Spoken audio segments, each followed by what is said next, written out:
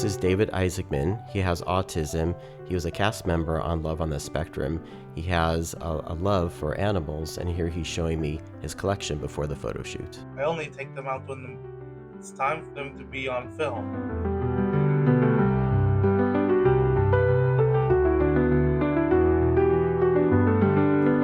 This is Everett Bennett. He has multiple challenges, including communication, sensory, and the need to move, which is why his dad is walking him into the shot. Be patient. Be patient. Yeah. Definitely. Taught me how to be patient.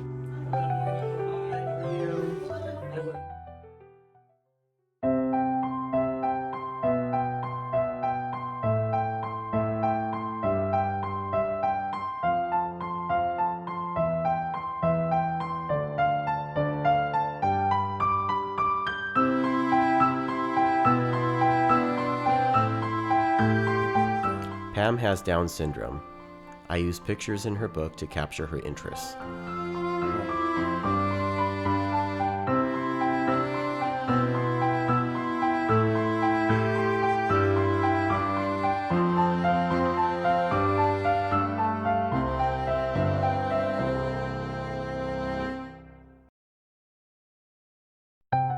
So don't pretend that he's not there. Talk to him. People tend to talk about him, around him. He's always listening. So talk to Max.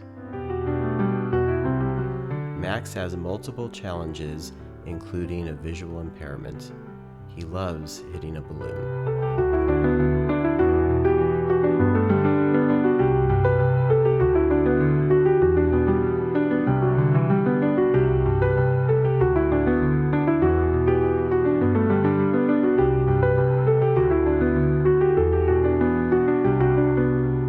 My name is Scott Gutentag. I'm a photographer, and I specialize in photographing individuals with a range of disabilities and telling and creating their stories and legacies through the power of photography.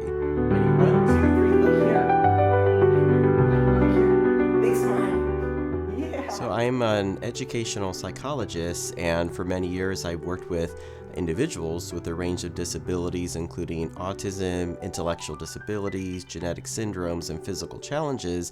And I've been photographing my entire life, ever since I was 10 years old. So over time, I decided to meld the two professions together. How are you? Good to see you. So my goal is to always meet them ahead of time before the shoot, and to get to know them, their personality, their interests, their preferences, their strengths, maybe some of their challenges, so then I can really individualize the portrait session to their needs. He was hit twice with challenges, being born almost 4 months premature, and having to conquer that part of life for the first 4 months. And then as he was growing and becoming more mobile, that's when we noticed something else is going on. And that's when he was having all those seizures. He's non-speaking, but he's very vocal. Yeah. Even though he doesn't communicate in typical ways, he understands everything that's going on around him. When I photograph a family and with their loved ones who have different types of disabilities, my approach isn't to isolate one or the other. It's really to relate to everybody, the parents, the siblings, and just including all of them.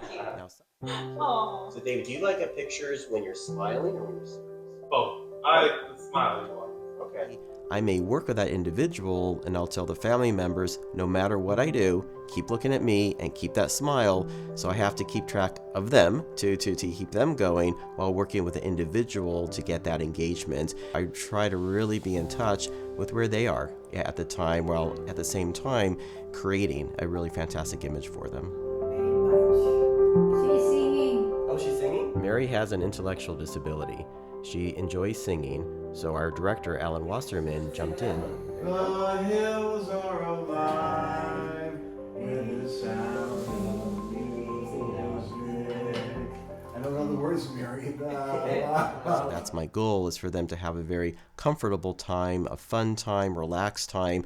So when they look at the images again, it cues that part of their brain that makes them feel happy, feels content, and reflective. feel Oh, no, let's check that out. wonderful when I see an incredible creative shot that's very respectful, especially during sessions that may be very challenging, and even those sessions that are not challenging, just to capture that emotion on camera and the humanity in that image. They can include the image in their home next to the other neurotypical family members without standing so far apart, like, oh, this is this family member and this is this family member. So it's really, I think they really feel the spirit of inclusion. The caregivers or the family members speak for them and are just very happy that they got a very respectful photo that they can enjoy for years. It's really getting a respectful shot of the individual, but importantly, a creative portrait shot of the individual. So just not getting a snapshot, but a portrait professional shot that is beautiful, is creative, and it tells a story of that individual. So whenever I get that, I'm very happy. What they truly see is not a person with a disability, but a human being. And I think that's the power of photography, and one of the greatest gifts I can give through portrait photography is educating and showing and informing. And so when people see an image, it really speaks volumes. People tend to see people with disabilities differently when they look at my images. Based on some of the comments I receive, it's so beautiful, and that's so wonderful, and it reinforces coming from these individuals who comment that, look, we're all the same. So when I look at the shots, that really communicates what I'm trying to achieve, and that is the authenticity of the individual, the family, the portraiture, the quality. When all those pieces come together, I have a sense of aha and a relief and feel good. But not only that it happened, but also for the family and for the individual.